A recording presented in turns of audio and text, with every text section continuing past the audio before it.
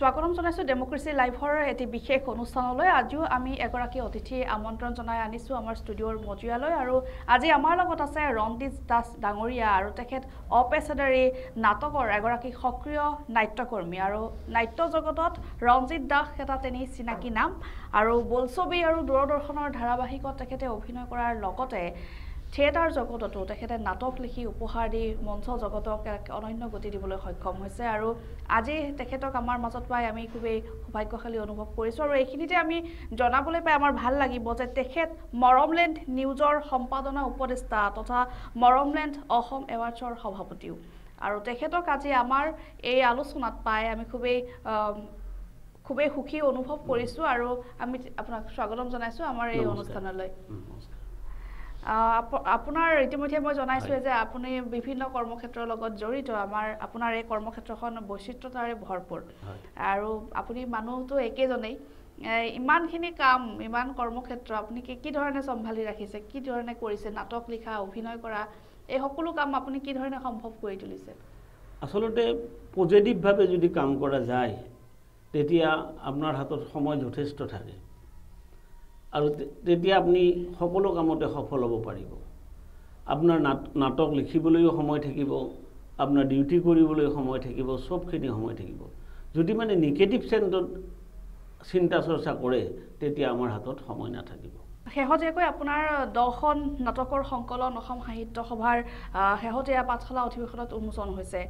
এই অভিজ্ঞতাৰ বিষয়ে কি ক'ব চাওক মই পাঠশালাত মোৰ জন্মগ্ৰহণ কৰিছোঁ সৰুৰ পৰাই ভ্ৰাম্যমান থিয়েটাৰৰ লগত জড়িত আৰু সেই সময়ত আমি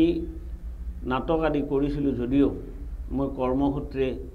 দিগবৈত থাকিব লগা হয় আৰু তাত যিহেতু মই লোৱাৰ আসামৰ পৰা গৈছোঁ নাট্যনগৰী পাঠশালাৰ পৰা গৈছোঁ তাৰ মানুহে যেন এনেকুৱা এটা ধাৰণা কৰি লৈছে দিগবৈত যে মই নাটকৰ বিষয়ে যথেষ্ট মোৰ জ্ঞান আছে মই নাটকৰ বিষয়ে যথেষ্ট জানো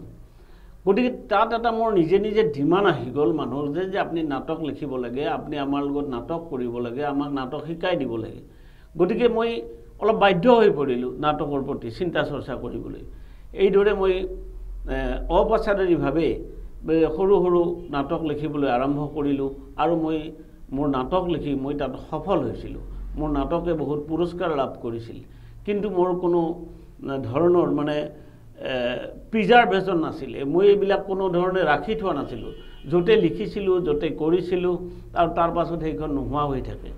এই ধৰণে থকাৰ পাছত মই গম পালোঁ যে মিছেছে মোক বাৰে বাৰে কয় মোৰ মিছেছ এগৰাকী শিক্ষয়িত্ৰী তেওঁ কয় যে আপুনি ইমান নাটক লিখিছে ইমানবিলাক কৰিছে অথচ নাটকবিলাক আপোনাৰ ক'ত গ'ল কি হ'ল এইবিলাকতো আপোনাৰ এদিন ৰহস্য হৈ পৰিব তেওঁতো মোক নাটকবিলাক মানে কিতাপ আকাৰে প্ৰকাশ কৰিবলৈ মানে অনুপ্ৰেৰণা যোগালে আৰু তাৰ পাছত মই নাটকবিলাক মানে যিবিলাক লিখা আছিল সেইবিলাক প্ৰেছত দি মই নাটক লিখিলোঁ আৰু 10খন নাটক মই মঞ্চ সফল নাটক সেই নাটকবিলাক পাঠশালা এইবাৰ সাহিত্য সভাত মই উন্মোচন কৰিছোঁ তাত ডিসপ্লে কৰিছে মানুহে যথেষ্ট সমাদৰ কৰিছে মৰম কৰিছে আৰু মোৰ নিজৰ জন্মস্থান পাঠশালাত মই নাটকবিলাক উন্মোচন কৰিবলৈ পাই মই যথেষ্ট গৌৰৱান্বিত খুবেই ভাল লগা কথা আৰু ইতিমধ্যে আপোনাৰ কেইবাখনো নাটক ভ্ৰাম্যমানৰ মঞ্চত ইতিমধ্যে মঞ্চস্থ হৈছে এই নাট্যকৰ হিচাপে যি যাত্ৰা সেয়া কিদৰে আৰম্ভ হৈছিলে বা কি ধৰণৰ আপুনি ষ্ট্ৰাগল কৰিব লগা হৈছিল এগৰাকী ভাল নাট্যকাৰ হোৱাৰ ক্ষেত্ৰত কি ধৰণে এই নাট্যকাৰৰ থিয়েটাৰ ভ্ৰাম্যমান মঞ্চত নিজৰ নাটক এখন দিবলৈ যথেষ্ট কঠিন সেই ক্ষেত্ৰত আপুনি কি ধৰণে মানে আপোনাৰ যাত্ৰাটো কেনেকুৱা আছিলে তুমি বৰ সুন্দৰ কথা কৈছা কাৰণ কিয় ভ্ৰাম্যমানৰ মঞ্চত এজন নতুন নাট্যকাৰে নাটক দিয়াটো বৰ এটা কঠিন প্ৰত্যাহ্বান মই মোৰ যেতিয়া প্ৰথম নাটকখন লিখিছিলোঁ মা বুলি মাতিব পাৰোনে এবাৰ এই নাটকখন ইমান সুন্দৰ নাটক আৰু সঁচা কাহিনীৰ ওপৰত লিখা নাটক তাত মাকে মানে পুতেকে মাকক চিনি পায় মাকে পুতেকক চিনি পায় মাকে এবাৰ পুতেকক বুকুৰ মাজত সাৱটি ল'ব পৰা নাই পুত্ৰ বুলি ক'ব পৰা নাই পুতেকে এবাৰ মাকক মা বুলি মাতিব পৰা নাই ইমান সুন্দৰ নাটক এই নাটকখন মই যেতিয়া লিখিছিলোঁ মই অলপ কৈ দিছোঁ তোমাক এই নাটকখন লিখাৰ পাছত মোৰ অফিচত যেতিয়া মই বহি থাকোঁ মই অফিসত যেতিয়া টি বিৰতিৰ সময়ত আমি আলোচনা কৰিছিলোঁ তেতিয়া এজন মোৰ বন্ধুৱে মোক কৈছিল যে মোৰ মা আছে মই মা বুলি মাতিব পৰা নাই আৰু কি আচৰিত কথা তোমাৰ মা আছে মা বুলি মাতিব পৰা নাই তাৰ পাছত গোটেই ঘটনাটো হি কান্দি কান্দি কান্দি কান্দি কৈ যাব ধৰিলে যে মোৰ এই ধৰণৰ ঘটনা এই গোটেই ঘটনাটোৰ পাছত তাক মই কৈ যাব দিছোঁ মোৰ বেয়া লাগিছে যদিও তাৰ দুখ লাগিছে যদিও মোৰ বৰ আনন্দ লাগিছে এটা সুন্দৰ নাটকৰ এটা স্পট বিচাৰি পালোঁ আৰু এইখনেই মোৰ প্ৰথম নাটক আৰু সেই নাটকখন লিখি মই বেছ উৎসাহিত হ'লোঁ আৰু মই ভ্ৰাম্যমান থিয়েটাৰৰ প্ৰায় ভ্ৰাম্যমান থিয়েটাৰৰ ওচৰলৈ গ'লোঁ যে মোৰ এই নাটকখন এবাৰ মঞ্চস্থ কৰক এখন মঞ্চ সবল নাটক হ'ব কিন্তু কোনেও মোৰ নাটকখন হাতেদি চুবই নিবিচাৰে এটা নাট্যদলেও মানে নাটকখন চুব নাচাৰে মই শেষত মানে অঞ্চলিক মানে নয়নতৰা থিয়েটাৰৰ মালিকত আমাৰ গড়চকত মোৰ হোটেল পৰশুৰাম আছে তাৰে ওচৰতে তেওঁ নাটক মঞ্চস্থ কৰি আছিল মই তাত যাই ক'লোঁ যে মোৰ এখন সুন্দৰ নাটক আছে এই নাটকখন আপোনালোকে এইবাৰ মঞ্চস্থ কৰক তেওঁ আমাক কৈ দিলে যে আমাৰ ছেক্ৰেটাৰীৰ হাতত নাটকখন দি যাওক মই বৰ হতাশ হৈছিলোঁ নিৰাশ হৈছিলোঁ তেতিয়া মই লাষ্টত মই ভাবিলোঁ আৰু যে মোৰ নাটক যে কিতাপ আকাৰে থাকিব মোৰ নাটক আৰু মঞ্চস্থ কৰা নহ'ব কিন্তু এদিন হঠাৎ এটা ফোন আহিল দুপৰীয়া 2টামান বজাত ভাত চাত খাই ঘৰৰ আটাইবিলাকে বহি যেন এটা দেওবাৰ আছিল আড্ডা মাৰি আছোঁ ঘৰতে আৰু সেই সময়ত এই যেতিয়া ফোনটো আহিল যে আপুনি ৰঞ্জিত দাস নেকি বোলে হয় আপুনি এনেকৈ এখন নাটক দিছিলে এবাৰ মা বুলি মাতিব পাৰোনে এই নাটকখন আমি এইবাৰ মঞ্চস্থ কৰিব বিচাৰোঁ মইতো বৰ আনন্দিত হ'লোঁ বৰ উৎসাহিত হ'লোঁ যে মোৰ নাটকখন এইবাৰ ভ্ৰাম্যমান থিয়েটাৰত মঞ্চস্থ কৰিব লৈছে মই একে উভাৰে কৈ দিলোঁ আপুনি নাটকখন মঞ্চস্থ কৰক তাৰ পাছত মোক ছেকেণ্ড কুৱেশ্যন কৰিছিল যে আপুনি নাটকখন কৰিবলৈ আপোনাৰ নাটকখন ল'লে আপোনাক কি মানে মাননি দিব লাগিব মই কৈছোঁ মোক একো নালাগে আৰু আজিলৈকে কোনো নাটকৰ পৰা মই এনেকৈ ভ্ৰাম্যমান থিয়েটাৰত দি এনেকৈ কোনো মাননি লোৱা নাই আৰু শেষত সেই নাটকখন মানে নয়নতৰা থিয়েটাৰত এনেকুৱা সফল নাটক হ'ল প্ৰায় প্ৰতিটা পেণ্ডেলতে 2-3টাকৈ শ্ব' কৰিবলৈ গ'ল আৰু তাৰ পাছতে নয়নতৰা থিয়েটাৰ দপক দপে আগবাঢ়ি গৈছিলে আৰু মই তেতিয়া বিশেষ আনন্দিত হৈছিলোঁ সুখী হৈছিলোঁ যে মোৰ নাটকখন এখন সফল নাটক হৈছিল বৰ সুন্দৰ নাটক হৈছিল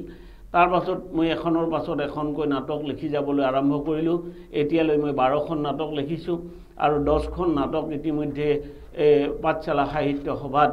এইবাৰ মই উন্মোচন কৰিছোঁ মই অত্যন্ত আৰু নাটকক মই ভাল পাওঁ আৰু মৌলিক নাটক লিখি মই বেছি ভাল পাওঁ মানে বৰ্তমান অৱস্থাত নাটকৰ যি ধৰণৰ নাটক চলি থাকে এই ধৰণৰ নাটকৰ লগত মোৰ নাটকৰ অলপ ডিফাৰেন্স পাব আপোনালোকে মোৰ নাটক চাব যে আগৰ যেনেকৈ আমি দেখিছিলোঁ হেমন্ত দত্তৰ নাটক ভৱেন শইকীয়াৰ নাটক এইবিলাক দেখিলে আমি যেতিয়া সৰুতে নাটক চাইছিলোঁ তেতিয়া নাটকখন চাই গছৰ তলত স্কুলৰ তলত ক্লাবত নামঘৰত নাটকখনৰ বিষয়ে পিছদিনাখন আলোচনা হয় কিন্তু আজিকালি সেই সময়ত ৰমক জমক দি নাটকখন ভাল পাইছোঁ যদিও আজিলৈকে তাৰ পাছত এদিন দুদিন পাছত মানুহবিলাকে এইবিলাক কথা পাহৰি যায় মই কালি পৰহি বা কি নাটক চাইছিলোঁ কি নাম আছিল কি কথা আছিল কিন্তু মোৰ নাটক মই আশা কৰিম মোৰ নাটকখন আপোনালোকৰ মনত থাকিব হৃদয়ত ক'ৰবাত লাগি ধৰিব গতিকে এই ধৰণে মই নাটকৰ লিখিছিলোঁ আৰু এই ধৰণে মই ভ্ৰাম্যমান থিয়েটাৰৰ নাটক দিছিলোঁ আৰু এই ধৰণে মই বাধাৰ সৃষ্টি হৈছিলোঁ ইতিমধ্যে কেইবাখনো আপোনাৰ নাটকৰ কিতাপ ইতিমধ্যে প্ৰকাশ পাইছে বুলি দৰ্শকসকলক জনোৱা হৈছে মোৰ হাতত কিতাপ কেইখনমান আছে তেখেতৰ মই দেখুৱাই দিব বিচাৰিছোঁ যে এয়া আপোন মানুহ বুলি এখন নাটক তেখেতৰ প্ৰকাশ পাইছে লগতে আছে এয়া কলংকিত প্ৰহৰ বুলি প্ৰকাশ পাইছে এয়া এখন আৰু পিতা পুত্ৰ আছে ৰঞ্জিত দাসৰ পিতা পুত্ৰ তাৰ পিছত আছে আন এখন গ্ৰন্থ আছে মোৰ হাতত মুখা পিন্ধা ডকাইত বুলি এখন নাটক এখন আছে আৰু সপোনৰ ঘৰ বুলি এখন আছে আৰু খুব সুন্দৰ কিতাপ কেইখন এটি সুন্দৰ বেতুপাতেৰে এই কিতাপকেইখনে পাঠকৰ মন মুহিব পাৰিব আৰু এখন খুব সুন্দৰ নাটক এয়া মা তুমি নাকান্দিবা বুলি এখন খুব সুন্দৰ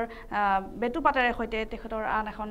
নাটক আৰু এয়া আছে অভিশপ্ত ফুলশয্যা খুব সুন্দৰ কিতাপকেইখন আৰু কিতাপকেইখন দেখিলেই আচলতে ভাল লাগি যায় এটি এটি সুন্দৰ বেতুপাতেৰে এই কিতাপকেইখন প্ৰকাশ কৰা হৈছে আমি এবাৰ আপোনাৰ নাটকৰ যাত্ৰাৰ বিষয়ে কথা পাতিছোঁ আপোনাৰ ব্যক্তিগত জীৱনৰ বিষয়ে এবাৰ কিছু কথা জানিব বিচাৰিছোঁ আপোনাৰ এই জীৱনটোৰ সংগ্ৰামৰ কথা আমি জনামতে আপোনাৰ এটা সময়ত ঘৰ ভাড়া দিবলৈও আপোনাৰ হাতত ধনৰ অভাৱ ঘটিছিল কিন্তু তাৰ পিছত আপুনি এগৰাকী প্ৰতিষ্ঠিত ব্যক্তি এতিয়া সমাজৰ বিভিন্ন কামৰ লগত আপুনি জড়িত হৈ থাকে এই যি এটা ধৈৰ্য ধৰি পেলাই জীৱনৰ এটা বেলেগ এটা পৰিস্থিতিৰ পৰা ওলাই আহি আন এটা পৰিস্থিতি যে পাবলৈ আপুনি সক্ষম হৈছে কি ধৰণে আচলতে আপোনাৰ আগবাঢ়িলে আসলতে দুখ থাকিলেহে কষ্ট থাকিলেহে তেতিয়া সৃষ্টি হয় আৰু যদি আপোনাৰ কষ্ট নাথাকে তেতিয়াহ'লে আমি সৃষ্টি কৰিব নোৱাৰোঁ আৰু মোৰ সেই সময়ত আমাৰ দেউতা এজন সাধাৰণ খেতিয়ক আছিল আমাৰ 4 গৰাকী বাইদেউ দাদা ভাইটি এনেকৈ আমি এটা 7জনীয়া সেই পৰিয়াল দেউতাই অকল খেতি কৰি ঘৰখন পোহপাল দিয়া বা আমাক চলাই নিয়া বৰ কঠিন প্ৰত্যাহ্বান হৈ পৰিছিল আৰু বাইদেউবিলাকে তাৰ কাৰণে পঢ়া শুনা নাই বুলিয়ে ক'ব পাৰি আমাৰ ল'ৰা তিনিটাক অলপ পঢ়াইছে যিমানখিনি পঢ়াব লাগিছিল সিমানখিনি পঢ়া নাই আমি নিজৰ ওপৰত ভিত্তি কৰিয়ে পঢ়িছোঁ বাইদেউবিলাকো অলপ পঢ়িছিল মোৰ বাইদেউ এগৰাকী আছে ডাঙৰ বাইদেউ তেওঁ মানে কৰ কাণ্ডেল দিব নাজানে গধূলি সময়ত চাকি এডাল জ্বলাই এগছে জ্বলাই তাৰ মাজত গোটেইকটাকে বহাই লৈ লাঠি এডাল লৈ যে মানে কিতাপ পঢ়িবলৈ গোটেইকটাই কি কিতাপ পঢ়িছোঁ তাই একো নাজানে গতিকে কিতাপ মানে চাকিত তেলহে কিতাপ পঢ়াও চেচ আৰু গোটেই ঘৰটোত আমাৰ খেৰেৰে সাজিছিল খেৰেৰে সাজি পানী পৰি গোটেই গাত সৃষ্টি হৈ আছিল বাৰু যিকি নহওক অকল মৰেই নহয় সেই সময়ত হয়তো এই ধৰণৰ বহুত পৰিয়ালৰ আছিল গতিকে এই ধৰণে মই যেতিয়া ঘৰৰ পৰা মেট্ৰিক পাছ কৰিয়ে ওলাই আহিব লগা হৈছিল যে মানে কৰ্মৰ মানে সংস্থাপন বিচাৰি মই গুৱাহাটীত আহিলোঁ গুৱাহাটীত আহি এই অ'টোত এনেকৈ ঘূৰি ফুৰি মই বিৰুবাৰীত এটা 20 টকীয়া ভাড়াঘৰত আছিলোঁ আৰু 20 টকীয়া ভাড়াঘৰটোত মই ভাড়া দিব পৰা নাছিলোঁ মই পাণবজাৰত মানে মহেন্দ্ৰ মোহন হস্পিটেলৰ ওচৰত ডক্টৰ অৱনী দাসৰ এটা চেম্বাৰ আছে তাত তেওঁৰ পেচেণ্ট মাতাৰ কাৰণে মাতি দিওঁ তেওঁৰ পেচেণ্ট চাই প্ৰতিদিনে 10 টকা এটা দিয়ে এই ধৰণে আমি চলি আছিলোঁ কেতিয়াবা নিদিলে সেইদিনা বৰ কঠিন সমস্যা এটা আহি পৰে আৰু ৰাতি মই এইবিলাক কাম কৰি উঠি ৰাতি বি বৰুৱা কলেজত নাইট কলেজত পঢ়িছিলোঁ আৰু তাৰ পাছত খোজকাঢ়ি গৈ বি বৰুৱাত গৈছিলোঁ যে কিছুদিন থকাৰ পাছত তাত এবাৰ 6 মাহ থকাৰ পিছত যে মই 6 মাহ 20 টকা ঘৰ ভাড়াটো দিব পৰা নাই আৰু ঘৰ ভাড়া দিব নোৱাৰাৰ কাৰণে যে মোৰ মনত এটা সাংঘাতিক লাগি আছে যে মই কি কৰোঁ মানুহজনে কিন্তু মোক কোনোদিন ঘৰ ভাড়া বিচৰা নাই ঘৰৰ মালিক এটা বেংকৰ মেনেজাৰ আছিল তেওঁৰ এখন কুকুৰাৰ ফাৰ্ম আছিল তেওঁৰ ল'ৰাৰ এটা গেছ এজেঞ্চি আছিল সৰু টিংপাতৰ চালি এখনৰ তলত মই আছিলোঁ আৰু তেতিয়া মই এদিন দেওবাৰে মোৰ গোটেই কাপোৰ কানিবিলাক বান্ধি লৈ মই মানে তাৰ পৰা কৰবালৈ যাম কিন্তু ঘৰৰ মালিক তেখেতে বাৰে বাৰে অহা যোৱা কৰিছে এইফালৰ পৰা তেওঁক বেৰাৰ ফুটাই দি দেখিছে যে মই কাপোৰ কানিবিলাক বান্ধিছোঁ চকুও পৰিছে বাৰে বাৰে অহা যোৱা কৰিছে মই তেতিয়া তেওঁ ঘৰলৈ গ'ল তেওঁৰ ঘৰৰ কাম কৰা মানুহজনক ক'লে এই ৰঞ্জিতক মাতি দি আছোঁ মোৰতো আৰু ভয় লাগিছে থৰথৰে কঁপিবলৈ আৰম্ভ কৰিছোঁ তাৰ পাছত মই ঘৰলৈ গ'লোঁ তেওঁ এটা মুৰা আনি দিলে তেওঁলোকৰ এটা এৰিষ্ট্ৰকেচি আছে আমি এটা সাধাৰণ মানুহ গতিকে মুৰা এটা দিলে মুৰাত বহিলোঁ গতিকে তুমি কাপোৰ কানিবলৈ কিয় বান্ধিছা যে মই খুৰা ইয়াৰ পৰা যাম বুলি ভাবিছোঁ মই স্পষ্ট কথা কৈছোঁ বোলে ক'ত যাবা ক'ত যাওঁ ক'ব নোৱাৰোঁ তাৰপিছত ক'ত যাওঁ ক'ব নোৱাৰা অথচ তুমি ইয়াৰ পৰা যাবা তোমাক পইচা নিদিয়াকৈ তুমি কিয় যোৱা সুধিলে যে মই ঘৰ ভাড়া দিব পৰা নাই সেইকাৰণে যাওঁ ঘৰ ভাড়া নিদিয়াকৈ তোমাক কোনে ৰাখিব মই তাৰো উত্তৰ মোৰ হাতত নাই কিন্তু ঘৰ ভাড়া দিয়া নাই কাৰণে মই এই আজি ইয়াৰ পৰা যাব বিচাৰি আছোঁ ক'ত যাম মই ডিচিশ্যন ল'ব পৰা নাই এনেকৈ কিছু সময় থকাৰ পাছত তেখেতে ক'লে যে তুমি যাব নালাগে, তুমি যেতিয়া পাৰা তুমি তেতিয়া ভাড়া দিবা। মই মানে একদম কি যে কম তেখেতৰ ওচৰত, কেনেকুৱা মোৰ আনন্দ লাগিছে যে অন্ততঃ মই আৰু থকাৰ ব্যৱস্থাটো মই পালোঁ। তাৰপিছত তেওঁ ক'লে যে মোক যে অলপ দেৰি পাছত, কম কথা কয় মানুহজনে, অলপ দেৰি পাছত আহি ক'লে কুকুৰা মাৰিব পাৰা, এটা বাছি দিব পাৰিবি? বোলে পাৰিম। কুকুৰা এটা মাৰি বাছি কাচি দি আৰু বহা, মূৰাত বহা। প্ৰায় 1 ঘণ্টামান মূৰাটোত বহিয়ে থাকিলোঁ। বহাৰ পাছত দুপৰীয়া কৈছে যে তুমি ভাত খাই যাবা।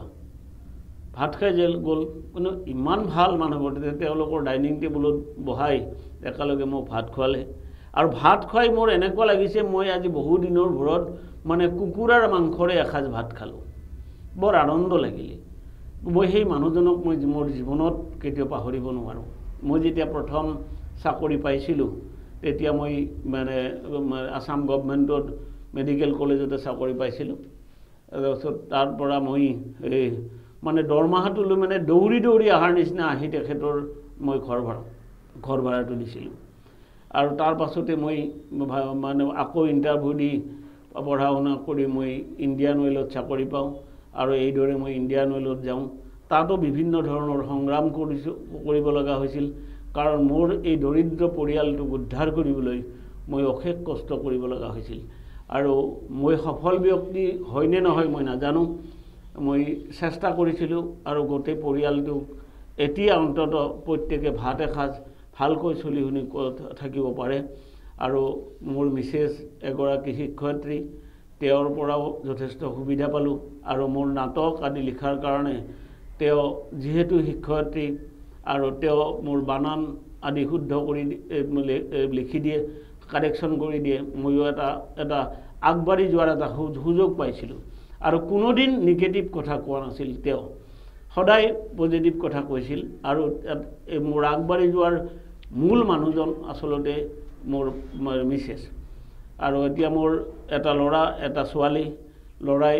MBA পাছ কৰি আহি সি ব্যৱসায়ত লাগি আছে। ছোৱালীয়ে চিকিৎসা বিজ্ঞানত এইবাৰ ENT মাষ্টাৰ ডিগ্ৰী কমপ্লিট কৰিছে। এতিয়া এইখিনিয়ে এই ধৰণে মোৰ জীৱন সংগ্ৰামৰ পাতনি মেলিছিলোঁ। আপোনাৰ জীৱন যাত্ৰা এইদৰে অব্যাহত থাকক, লগতে লিখি থাকক আপুনি নাটক। আৰু মৰমলেণ্ডৰ সৈতেও আপুনি দীৰ্ঘদিন ধৰি জড়িত হৈ আছে। ইতিমধ্যে আমি জনাইছোঁ যে তেখেতে মৰমলেণ্ড নিউজৰ সম্পাদনা সমিতিৰ উপদেষ্টা, লগতে মৰমলেণ্ড অসম এৱাৰ্ডছৰ এগৰাকী সভাপতি। মৰমলেণ্ডৰ সৈতে আপুনি কেনেদৰে জড়িত, বা তাক আপুনি কিভাৱে আপুনি আগবঢ়াই নিম বুলি ভাবিছে? আচলতে মই এই কৰ্মৰ মাজতে মই মৰম কুমাৰক লগ পাওঁ। আৰু তেওঁৰ যিটো সংগ্ৰাম, মৰম কুমাৰৰ যিটো সংগ্ৰাম, এই মোৰ সংগ্ৰামৰ লগত মৰম কুমাৰৰ সংগ্ৰামৰ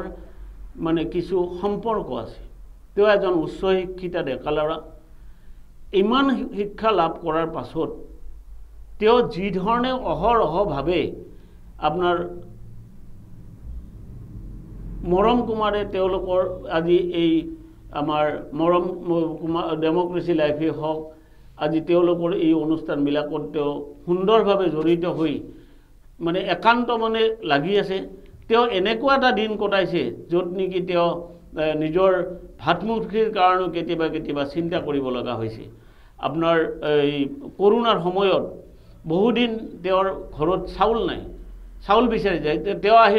এবাৰ কয় যে মানুহৰ লগত মোৰ মাইকটো লৈ মই কেমেৰাটা লৈ চাউল বিলাই আছোঁ, কিন্তু মোৰ ঘৰত মোৰ চাউল নাই, কিন্তু মই তাৰ পৰা চাউল অলপ লৈ আহিব নোৱাৰোঁ। গতিকে এই ধৰণৰ কাম কৰাৰ কাৰণে মৰম কুমাৰৰ লগত অতি ওতঃপ্ৰোতভাৱে জড়িত হৈ পৰোঁ। আৰু তেওঁ যিটো মানে এটা গঠনমূলক কাম কৰি মানুহৰ মাজত মানে মানুহক যিটো উৎসাহিত কৰে, এইটোত মই আকৰ্ষিত হ'ম আৰু তেওঁৰ লগত মই জড়িত হৈ পৰোঁ। এইখিনিতে সুধোঁ যে আপুনি নাটকৰ কথা আপোনাৰ পাতিলোঁ, আৰু আমি ইতিমধ্যে জনাইছোঁ পূৰ্বতে যে আপুনি ছবিৰ লগতো জড়িত। আপোনাৰ প্ৰযোজনাৰে ইতিমধ্যে ছবিও মুক্তি পাইছে। হিয়াৰ দাপোনত তোমাৰ এই ছবি বুলি বৰ্ষা ৰাণী আৰু ৰবি শৰ্মাজত অভিনয় কৰিছে। সেই ছবিখনৰ বিষয়ে আপুনি কি ক'ব? চাওক, মই মানে ডিপুত যেতিয়া থাকোঁ, মোৰ বন্ধু এজন আছিল লক্ষীনন্দন গগৈ, আৰু তেওঁ DC হৈ মানে অৱসৰ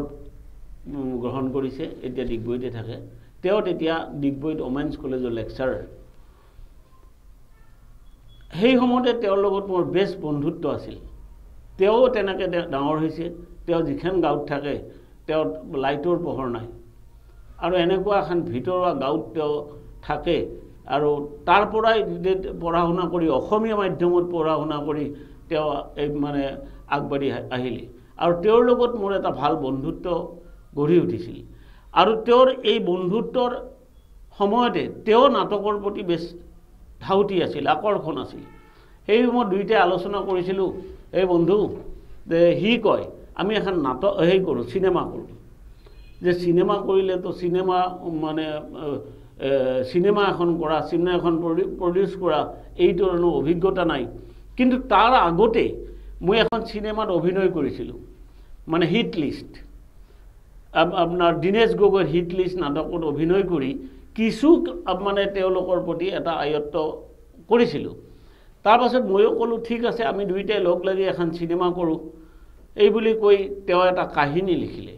কাহিনীৰ এটা টুকুৰা কাগজ কাহিনী লিখি দুয়োটাই গুৱাহাটীলৈ আহিলোঁ। আমাৰ ডাইৰেক্টৰ কোন হ'ব, আমাৰ কাহিনী কোনে লিখিব, এইবিলাক ভাবি ভাবি ভাবি ভাবি থাকোঁতে যে সেই সময়ৰ কেমেৰাৰ দীনেশ গগৈৰ চিনেমাৰ কেমেৰামেন আছিল মানে আমাৰ শিৱ বৰুৱাক লগ পালোঁ, আৰু তেওঁৰ ঘৰলৈ গ'লোঁ। তেওঁ ক'লে যে আমাৰ কেমেৰাটো আপুনি কৰিব লাগিব, কিন্তু আমি ডাইৰেক্টৰ কাক ল'ম। কিন্তু মনে মনে তেখেতে ডাইৰেক্টৰটো হ'ব দিয়কচোন বাৰু। তেওঁ ভাবিলে ডাইৰেক্টৰ, মনতে ভাবিলে ডাইৰেক্টৰ ময়ে হ'ম। এইবিলাক কাহিনীটো কোনে লিখিব, আমি কাহিনীটো লৈ তেওঁ ক'লে যে বোলক আমি এঠাইত যাওঁ। তেওঁৰ গাড়ীখন লৈয়ে আমি মঙলদৈলৈ গ'লোঁ, আমাৰ হেমন্ত দত্তৰ ওচৰলৈ। তে হেমন্ত দত্তই আমাৰ কাহিনীখিনি পঢ়ি আমাক পঢ়াৰ আগতে আমাক ক'লে যে অলপ আগতে কেইজনমান ল'ৰা আহিছিল গুৱাহাটীৰ পৰা, বৰ চিনেমা কৰাৰ নিচা। তেওঁ আহি কৈছে এখন এই মোৰ কাহিনীটো কৰিব লাগিব, আৰু এইটো মানে চিনেমা কৰিব লাগিব, এইটো লিখি দিয়ক। জবৰদস্তি মোক কৈ আছে এনেকৈ। মই কাহিনীটো এইটো কাহিনীটোৰ কয় নাই, আৰু মই কি কাহিনী লিখিম, মই নহ'ব বুলি কৈ পঠাই দিলোঁ। নাযায়, শেষত মানে ধমকি দি পঠাব লগা হ'ল। হেমন্ত দত্ত ছাৰে এনেকৈ ক'লে। গতিকে তাৰপাছত আমি গ'লোঁ, এতিয়া আহিলা তোমালোকে। শিৱাক চিনি পায়, আমাক চিনি নাপায়, শিৱানন্দক চিনি পায়। গতিকে তেওঁ চাই ক'লে 15 মিনিট মোক টাইম দিয়া। তেওঁ এটা বেলেগ ৰুমত গ'ল, 15 মিনিট টাইম ল'লে, আমাক চাহ পুৰি দি চাহ খাব দিলে, আমি কথা পাতিলোঁ। আমি মনত এটা সাংঘাতিক ভয়, আমাকো এতিয়া খেদিব যায় নেকি। তাৰপাছত দেখিলোঁ তেওঁক আহি ক'লে যে নাটক আপোনাৰ কাহিনীটোৰ আছে যে চেলিং পইণ্ট আছে, এই শব্দটো ব্যৱহাৰ কৰিছিল। এখন ভাল নাটক মানে চিনেমাৰ কাহিনী কৰি, কিন্তু মোক 6 মাহ টাইম দিব লাগিব। 6 মাহ হ'ল। 6 মাহৰ পাছত আমি চিনেমাখন কৰিলোঁ, আমি ডিগবৈত চিনেমাখন কৰিলোঁ। অন্য চিনেমাৰ নিচিনা আমাৰ খৰচ ইমান হোৱা নাছিল, কাৰণ আমাক আছাম অইল ডিভিজন ডিগবৈ আমাক যথেষ্ট সহায় কৰিছিল, কাৰেণ্ট যিমান লাগে দিছিল। আপোনাৰ মোৰ নাটকত মানে আপোনাৰ ৰবি শৰ্মা, বৰখা, অৰুণ হাজৰিকা, চেতনা দাস, নিপন গোস্বামী প্ৰায়বিলাকে মানে অভিনয় কৰিছিল। আৰু তেওঁলোকক থকাৰ কাৰণে যি গেষ্ট হাউচ লাগে, ডিগবৈৰ মানুহৰ যিটো আকৰ্ষণ, যিটো মৰম, যিটো স্নেহ, সঁচাকৈ মানে উজনি অসমত এইটো এটা মানে ভাবিব লগা কথা।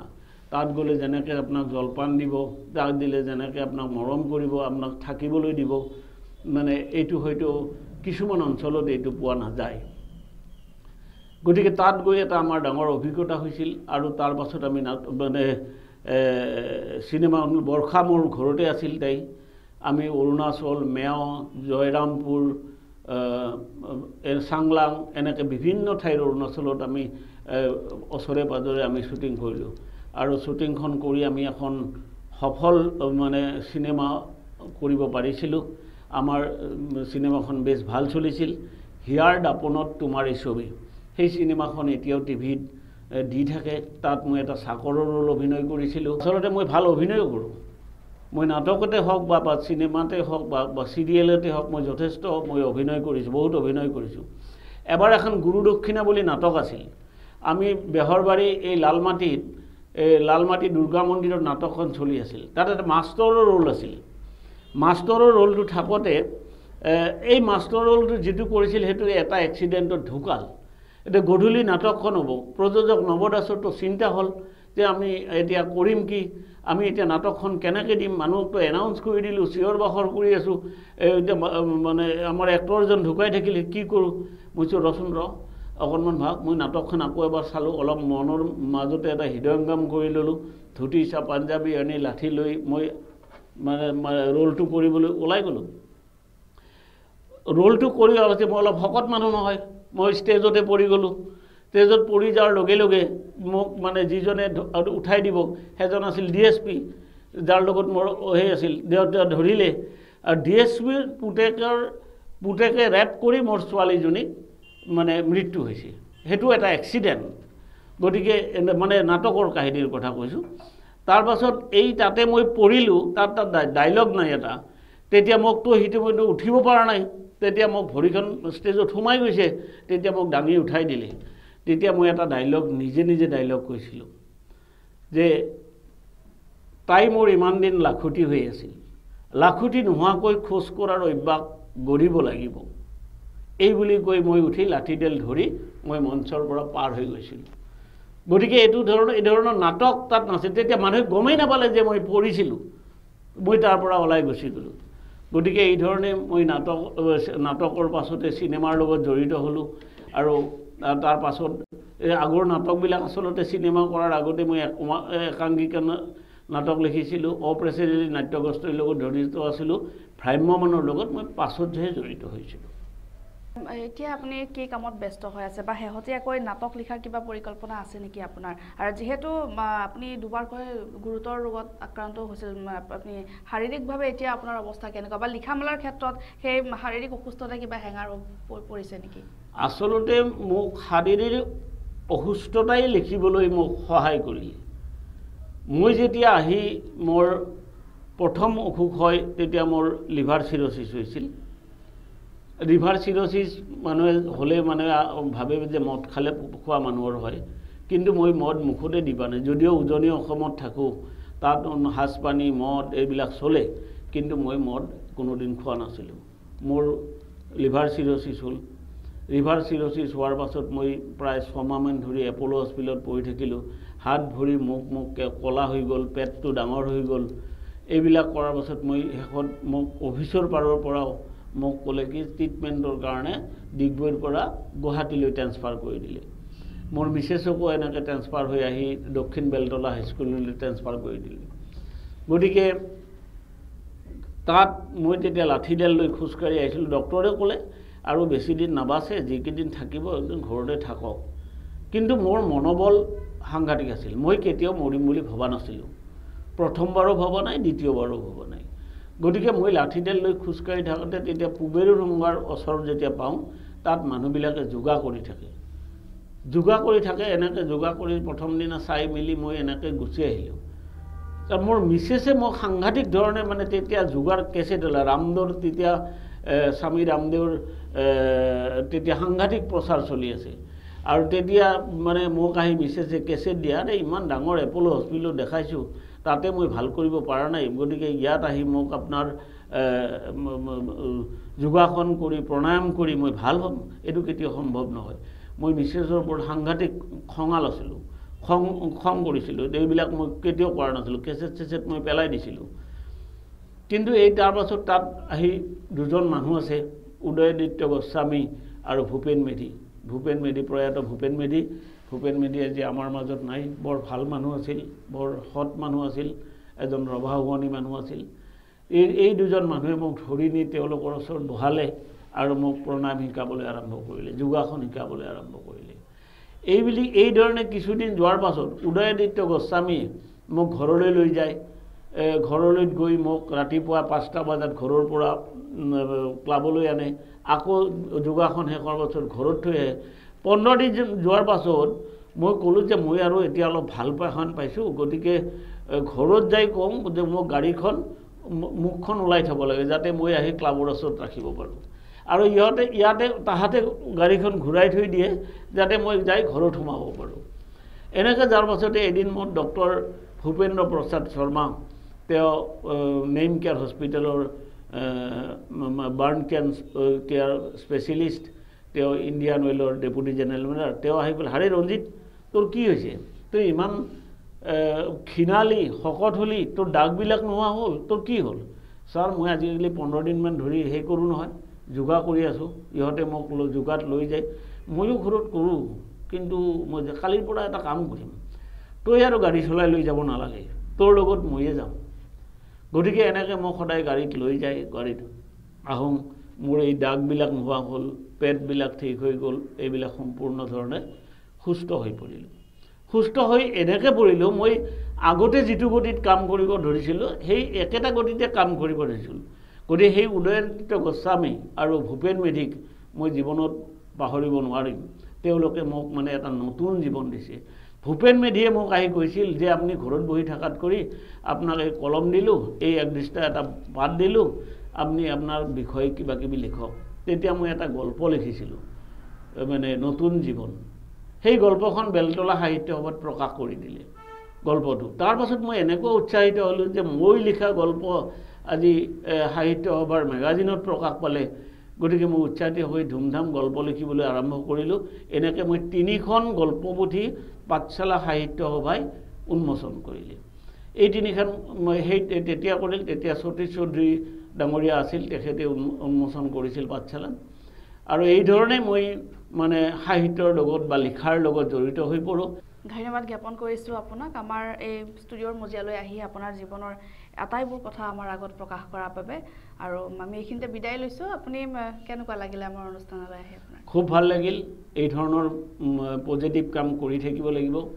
আৰু বিশেষকৈ আপোনালোকৰ যিটো লিডাৰ মানে মৰম কুমাৰৰ যিটো দায়িত্ব, মই অলপ আগতে কৈছোঁ, এজন মানে ইমান এডুকেটেড ল'ৰা, তেওঁ চাকৰি বাকৰিৰ প্ৰতি পৰা আঁতৰি আহি ইমান কষ্টত, ইমান ত্যাগ স্বীকাৰ কৰি আজি তেওঁৰ যিটো দায়িত্ব পালন কৰিছে, তেওঁ নিশ্চয় সফল হ'ব আৰু অদূৰ ভৱিষ্যতে আৰু ভাল হ'ব। আৰু তেওঁৰ যিবিলাক প্ৰগ্ৰেমত আছে, যিবোৰ এৱাৰ্ড ফাংচন বা কাম কৰা মানুহখিনিক স্বীকৃতি দিয়াৰ যি মানসিকতা, এই মানসিকতাৰ লগত আমি আগৰ পৰাও অলপ অলপ জড়িত আছোঁ আৰু এতিয়াও জড়িত থাকিম। তেওঁ এখন সেই পেপাৰ ওলাব, সেই পেপাৰত চবে লিখক, চবে আহক, ৰাইজে আহক ইয়ালৈ, আৰু ইয়াৰ সঁচা মিছাটো চাওক, আৰু ইয়াত এটা আপুনি মুক্ত মনে আপুনি আপোনাৰ মনৰ কথাখিনি খোলাকৈ কওক। এইখিনি মোৰ কামনা। ধন্যবাদ।